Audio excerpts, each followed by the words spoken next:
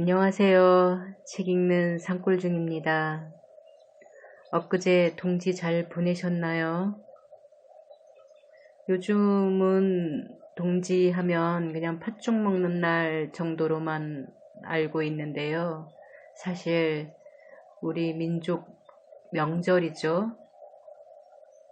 까치까치 설날은 어저께고요 할 때 이 까치 설날 또는 아세라고 해서 작은 설이라고 하는 그 설날이 바로 동지인데요.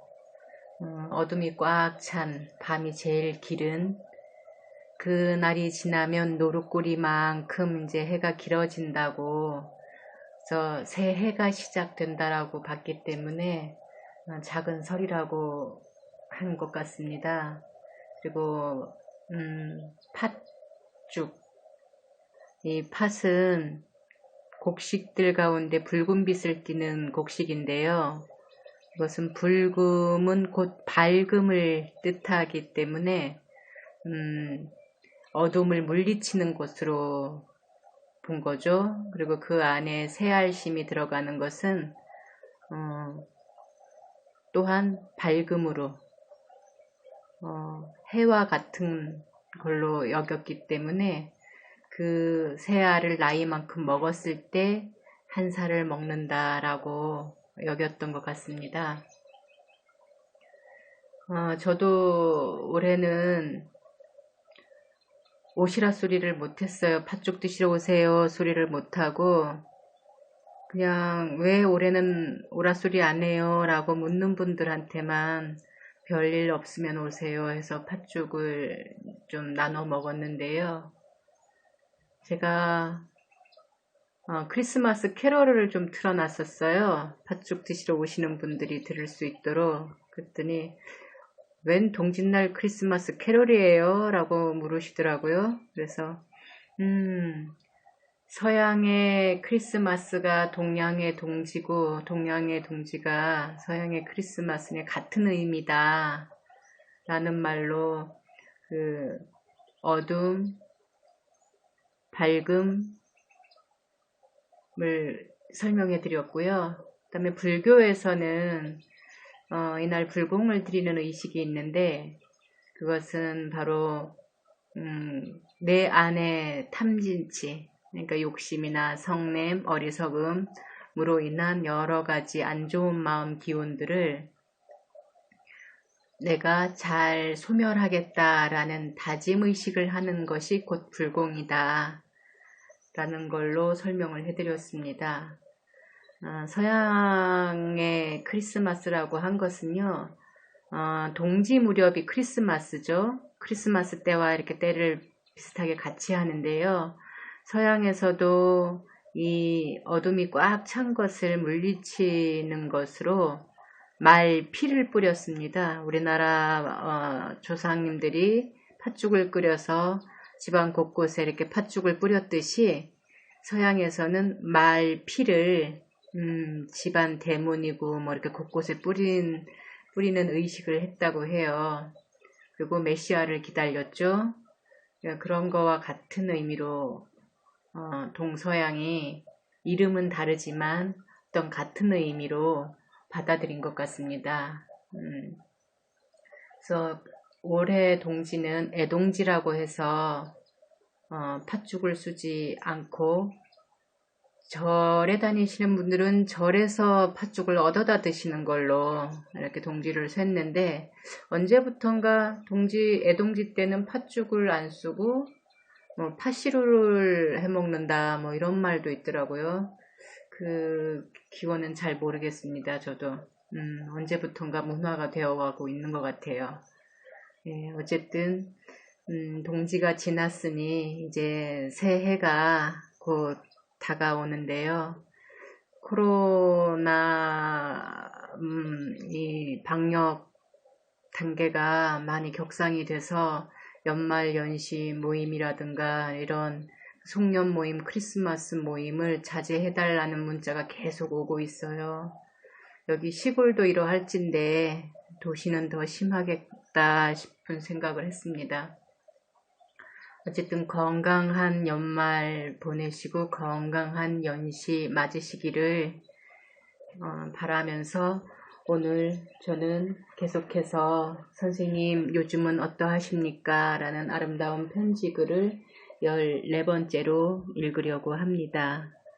늘 드리는 말씀이지만 들어주셔서 정말 고맙고 또 고맙습니다. 교회 앞으로 지나다니는 버스를 타고 종점까지 가봤습니다. 선생님, 지난 봄엔가 겨울엔가 선생님께서 창비에서 원고료 받아오신 걸 안동 농민회관에서 제가 건네받았었죠.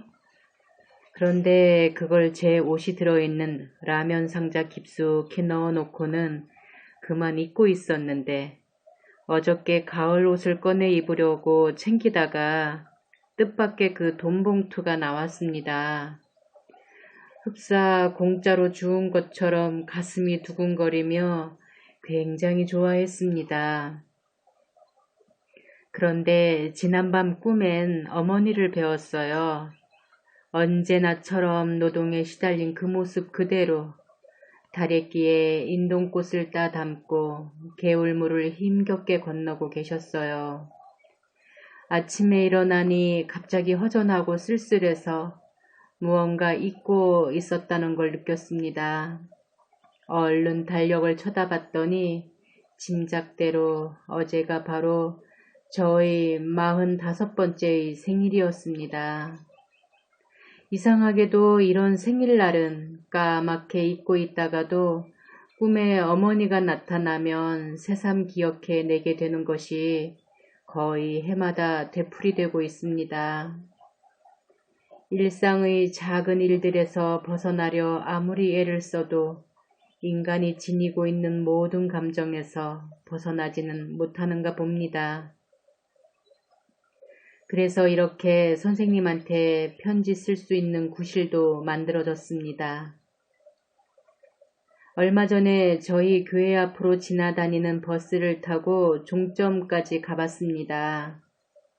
거무렉이라는 산골엔 도라지꽃, 관암풀꽃, 물봉숭아꽃들이 피어있고 사람들의 모습도 그렇게 각박스럽지는 않았습니다. 그러나 역시 전깃불이 들어오고 버스를 이용하는 사람들이니까 옛날 같지는 않을 것입니다. 9월도 며칠 남지 않았고 그러면 겨울이 이내 닥치겠지요. 한 가지 일에만 전념할 수 있는 사람이 가장 행복할 것입니다. 안녕히 계십시오. 1982년 9월 23일 권정생 올림. 동심을 가지지 않고서는 결코 아동문학 작가가 될 수 없다는 것 새삼 생각해 봅니다. 권 선생님, 편지 받은 지가 보름이나 지났습니다. 오늘 아침에 서울서 내려와서 저녁에 몇 자 쓰려고 펜을 잡았습니다. 먼저 합동기획 얘기인데 이 땡땡이란 사람이 거짓말을 예사로 하는 사람 같아서 믿기지 않아 이 목사와 철수 앞으로 편지도 하고 이번에 가서 이 목사는 없어서 못 만나고 철수 만나 얘기했더니 역시 나와 비슷한 의견이었습니다. 그래 지난번 나는 소년지에 연재했던 아이들에게 주는 편지를 책으로 만들려고 합동기획에 주었거든요. 그걸 꼭 도로 찾아오려고 갔었는데 벌써 교정지가 나와 있는 겁니다. 그래 할 수 없이 시작한 것이니까 그것은 그대로 두기로 했지요. 지난 여름 이현주 씨와 얘기하기로는 앞으로 아동문학 신설을 1, 2, 3 이렇게 계속 내기로 하고 권 선생님의 동화집도 곧 준비하도록 하자고 했는데 도저히 안 되겠어요. 앞으로 하는 것 보고 이를 협조하기로 했으니 권 선생님 절대로 원고를 합동에 붙이는 일이 없도록 해주시기 바랍니다. 황소 아저씨 1982년에 이호덕이 기획해서 여러 작가들의 동시와 동화를 엮어낸 책. 황소 아저씨에 대한 논의, 감상문 등을 모아 책으로 만드는 일은 계속 독려를 하더라도 합동해서 내는 수밖에 없으니 그대로 추진하기로 했습니다. 지금 원고 모인 것이 오승강, 조평규, 박상규, 윤동재, 주순중, 김훈일, 권영순, 나태주 등입니다. 이 중에서 김훈일, 권영순 두 사람 것은 문장이 좋지 않아 넣을 수 없을 것 같습니다. 이것만 해도 상당한 분량입니다. 그런데 정작 내가 못 썼어요. 곧 써야겠어요. 이 목사도 바빠서 못 썼는데 곧 쓴답니다. 권 선생님도 좀 힘드시겠지만 써보내 주십시오. 아동문학에 대한 일반적인 소견이라도 좋을 것이고 황소 아저씨 수록 작품에 대한 논평도 좋겠습니다. 아무래도 선생님의 글이 들어 있어야 합니다. 이게 책이 되면 퍽 재미있는 읽을거리가 될 듯합니다. 이번 토요일엔 의성에 갑니다. 작년에 했던 청년회의소 주최 100일장을 또 맡았거든요. 귀찮은 걸 공연히 맡았다 싶습니다. 서울서 해남의 윤기현 씨 만났습니다. 인간사에서 동화집을 준비하고 있어서 그걸 저도 도와주기로 했어요. 철수하고 인간사에 가서 사장과 편집자를 만나 앞으로 아동문학 작품 좋은 것이 있으면 소개해 주기로 했습니다. 윤기현 씨는 가을이나 겨울에 결혼하게 된답니다. 또 한승원 씨가 하고 있는 산민사에 가서 저의 수필집을 내기로 했어요. 거기서 이현주 씨 수필집을 준비하고 있습니다. 내 건 원고를 모으고 정리하자면 다른 일도 있고 해서 11월이라야 될 듯하고 출판사에서는 새해가 되어야 착수할 것 같습니다. 이 산민사는 철수가 가자고 해서 갔지만 한승원 씨와는 처음부터 알고 지내는 사이입니다. 작품만 좋으면 책을 내어줄 곳은 많은데 문제는 작품이 없고 작가가 없는 것입니다. 안동에 있는 김훈일 씨가 우리 협회에 입회하고 싶어 해서 그 절차를 밟도록 하고 있지요. 이 김 선생은 우리 회에 들어와도 좋은 작품을 쓸 수 있을지 의문스럽습니다. 생각이 얕고 겸손한 마음도 없고 해서 걱정입니다. 권 선생님 편지 보고 그렇게 돈이란 걸 잊어버릴 수 있는지 참 놀랍고 부러웠습니다. 그런데 잘 생각해 보면 모든 물질적인 욕망을 끊어버리는 데서 아동문학의 정신이 싹 트는 것이라 봅니다. 오늘날 우리 아동문학이 왜 이렇게 형편없이 저질이 되고 난장판이 되고 있는가? 결국 글을 쓰는 사람들이 돈과 명예에 집착하고 있고 입신 출세식 삶에 매여 있기 때문이라 생각됩니다. 참 이렇게 단순한 진리를 모두가 깨치지 못하고 외면하고 있는 것이 딱합니다. 동심을 가지지 않고서는 결코 아동문학 작가가 될 수 없다는 것 새삼 생각해 봅니다. 이 목사 편지 보니 또다시 시골이 그리운 모양입니다. 그런데 좀 괴롭더라도 이 목사는 서울서 일을 해주었으면 싶어요. 문제는 그렇게 일을 쉴 새 없이 하다가는 건강이 유지되지 않을 것 같아 걱정입니다. 이것저것 두서없이 썼습니다.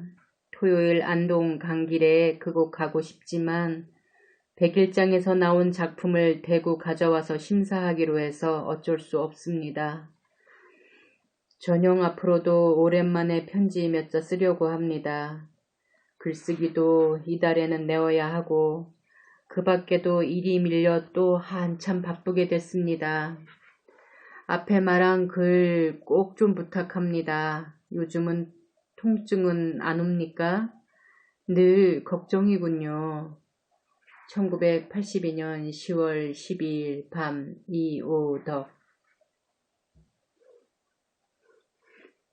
아침에 아이들이 몰려와서 방 가득히 앉았다 갔습니다. 선생님, 편지 받고 짧은 글 하나 썼습니다. 읽어보시고 처리하시기 바랍니다. 좀 더 과감하고 용기 있는 삶을 살아야 하겠습니다. 참, 인간이란 모르는 동물입니다. 오늘 아침에 아이들이 몰려와서 저희 방 가득히 앉았다 갔습니다. 전투란 텔레비전 이야기, 야구 이야기, 찰고무인지 하는 고무 덩어리로 느렸다 뭉쳤다 그걸로 자지를 만들고 킥킥 웃고 욕설을 하고 어떻게 당연하다는 생각도 했습니다. 보고 듣는 것이 모두 그런 것뿐이니 어떻게 그 애들도 현실을 감당하기가 힘들 것입니다. 아이들뿐만도 아닙니다. 어른들도 전쟁물과 권투 같은 폭력을 아주 좋아하고 있어요. 제가 물어보았죠. 너희들 만약 진짜로 전쟁을 한다면 무섭지 않겠니? 그랬더니 한결같이 괜찮다, 재미있다 그러더군요. 전쟁이란 과연 인간들의 적이 아니라 필연인지 아니면 필수적인 것인지 착잡해집니다. 갑자기 추워져서 감기 드시지 않았는지요? 가을 동안 별로 나가지 않고 지냈습니다. 안녕히 계십시오. 1982년 10월 26일 권정생 올림. 어제 전우익 선생님과 함께 춘산에 계시는 김영원 장로님 댁에 다녀왔습니다. 만날 때마다 놀러 오라고 당부하시는 김 장로님 호의를 더 이상 견딜 수 없어서 다녀온 것입니다. 이제 돌아와서 혼자 있게 되니 이젠 어떤 일이 있어도 하룻밤 묵어오는 곳엔 가지 말아야겠다는 다짐을 했습니다. 마음도 몸도 피로하기 더할 데 없습니다. 돌아오는 길에 의성에서 책방 몇 군데를 다니며 10여 권의 책을 구해왔습니다.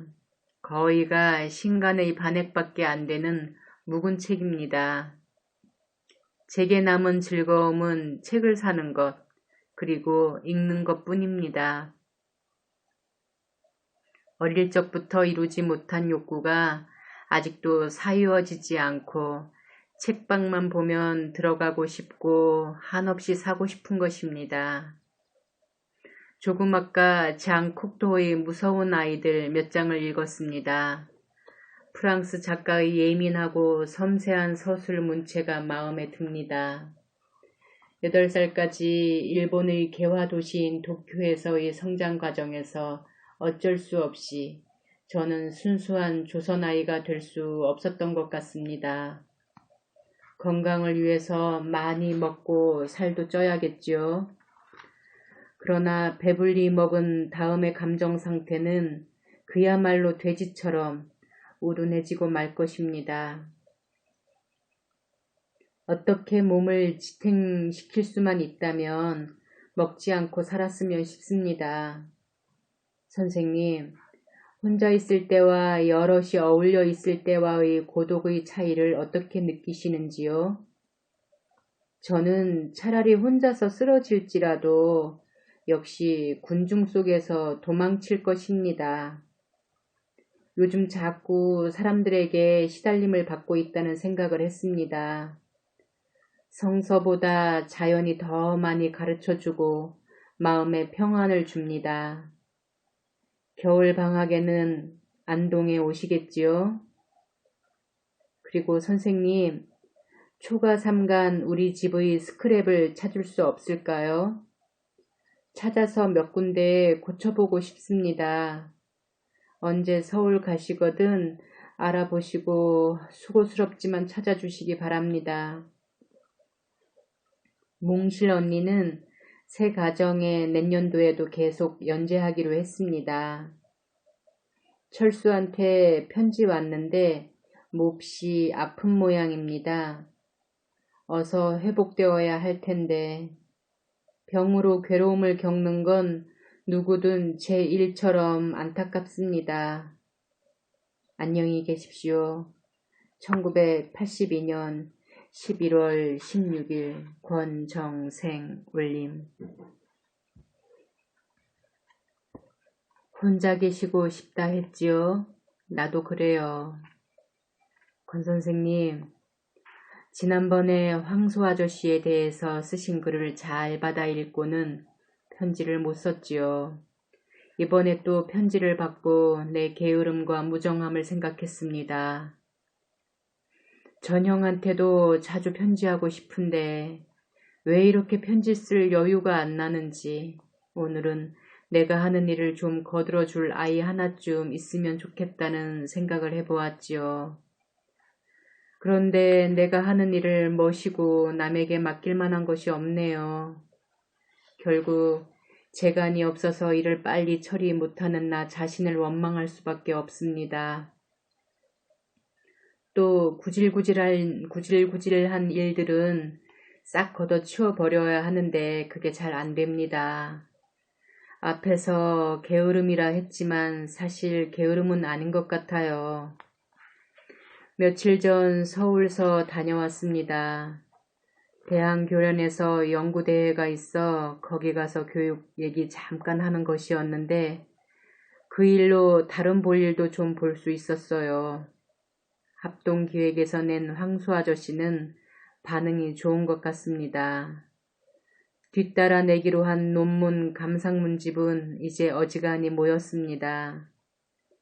참 좋은 글도 있고 이게 나오면 퍽 재밌을 것 같습니다. 그런데 정작 내가 못 썼어요. 그리고 이현주 목사도 안 썼고요.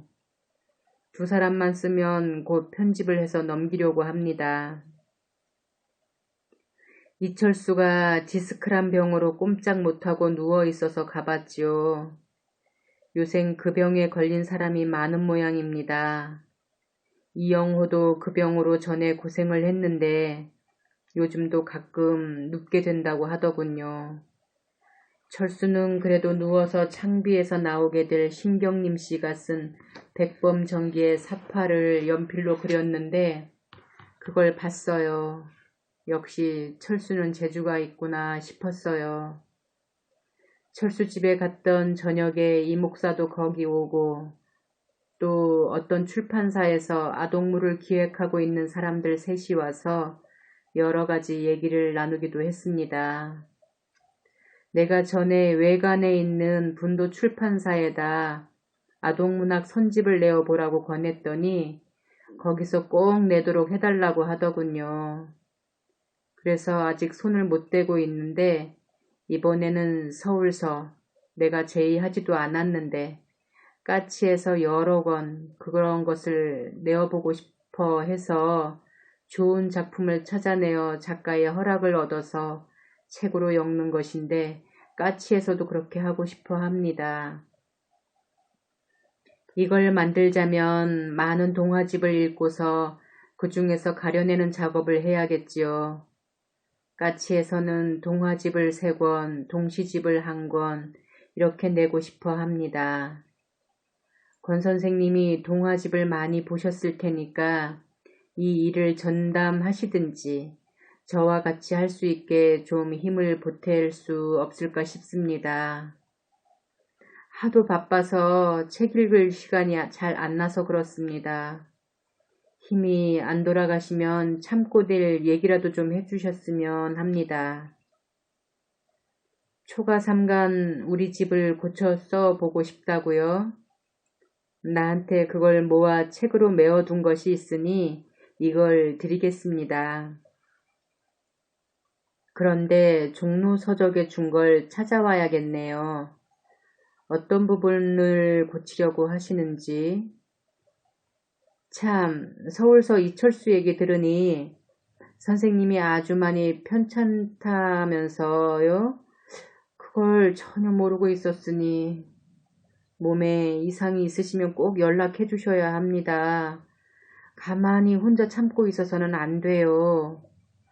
혼자 계시고 싶다 했지요? 나도 그래요. 남들과 같이 앉아 있거나 여행하는 것 딱 싫어요. 밥 먹고 잠자는 것까지 혼자가 좋아요. 그런데 권 선생의 경우는 안 돼요. 몸이 그렇게 돼 있으니 아플 때는 누가 있어야지요. 몸의 상태가 좋지 않을수록 연락을 해야 합니다. 글쓰기 20호를 보냈던 것인지 생각이 안 나는데 그걸 만들어 놓고도 우송할 틈이 안 납니다. 곧 보내겠습니다. 난 책이 있어도 읽을 틈이 없어 권 선생께 보내면 좋겠다 생각되는 책이 덜어 있습니다. 드릴 기회 있겠지요. 남필로 마구 썼습니다. 부디 몸 조심하시기 바랍니다. 1982년 11월 23일 이오덕. 생각이 계시면 이 요양원에 들어가시는 것이 어떨까 권하고 싶네요. 권 선생님, 여기 별봉으로 밀알지를 몇 번 보냅니다. 이곳은 최근 그곳에서 우송해 온 것입니다. 거기 부원장으로 있는 전성용이랑 사람이 몇 번 편지와 함께 이것을 보내온 것을 읽었는데 혹시 권 선생은 이미 알고 계시는지 모르겠습니다만 매우 좋은 일을 하고 있는 모양입니다. 보시고 혹시 생각이 계시면 이 요양원에 들어가시는 것이 어떨까 권하고 싶네요. 만약 뜻이 계시면 편지 주십시오. 제가 한번 찾아가 보고 자세한 것을 알아보겠습니다. 그렇잖아도 전 부원장이 편지에 꼭 만나고 싶어 하니까요. 이렇게 날씨는 춥고 부엌이며 방이 그렇게 허술한데 겨울을 나기가 정말 힘들 것 같아서 더욱 그런 생각이 듭니다. 이 요양원이 들어가시면 외롭지도 않으실 테고 하기는 외로운 것이 좋겠지요. 교회 문제로 괴로운 생각을 하지 않으셔도 되실 게고 그리고 미라를 내는 그곳 요양원에서도 선생님의 도움을 받으실 수 있고 여러 가지 편리한 점이 많을 것 같습니다. 곧 생각을 저한테 알려주십시오. 오늘 새벽에 일어나 갑자기 이런 생각이 나서 편지 씁니다. 해임이란 데서 동화 청탁이 갔지요. 이현주 선생도 한 편 썼다고 들었습니다. 웬만하면 써주시기 바랍니다. 황소 아저씨 책에 대한 논평문은 이제 저가 쓰고 있는 것이 다 되어 갑니다. 그런데 그 합동기획에서 조판하고 있는 내 원고, 아이들에게 주는 편지, 교종본이 아직도 안 나오네요. 그래서 그 이 땡땡이란 사람이 도무지 믿기지 않습니다. 철수가 아파 누워있는 것을 보고 왔는데 아직도 그런 상태인지 오늘은 전화라도 걸어 봐야겠어요. 방학이 되면 만나겠습니다. 추위가 벌써 한겨울입니다. 조심하시기 바랍니다. 1982년 12월 8일 이오덕.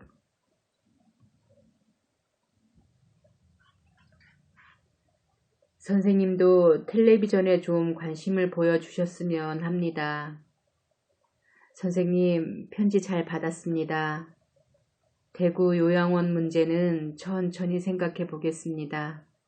아직은 내키지 않는 마음입니다. 이곳 사람들과 상과 들이 정들어버려 먼 곳까지 움직이는 것은 참 어려워요. 아까까지도 찾아온 사람들 때문에 아무것도 못했습니다. 한 분은 교회 일로, 한 분은 편지 읽어달라고 왔다 갔습니다. 어쩔 수 없이 고달파야 하나 봅니다. 오늘은 빨래도 하고 그저께부터 쓰던 원고도 끝마쳐야 하는데 이렇게 시간이 자꾸 흐르고 피곤하기만 하답니다. 해임 출판사에는 원고 써서 보냈습니다. 짧은 유년 동화 한 편이지요. 여기 동봉한 것은 제가 조선일보에 직접 보내려다가 선생님께 한번 보여드리기로 한 것입니다. 야마모토 유조씨의 길 옆에 돌을 선생님도 보셨는지요? 좀 언짢아서 썼는데 보시고 별것이 아니라 생각하시면 원고 그냥 없애버리시고 쓸만하시거든 조선일보로 보내주시겠습니까? 텔레비전의 영향을 너무 많이 받고 있는 어린이들을 봐서 그냥 넘겨버릴 수 없을 것 같습니다. 선생님도 텔레비전에 좀 관심을 보여주셨으면 합니다. 오늘은 바빠서 이만 줄입니다. 안녕히. 1982년 12월 14일 권정생 올림.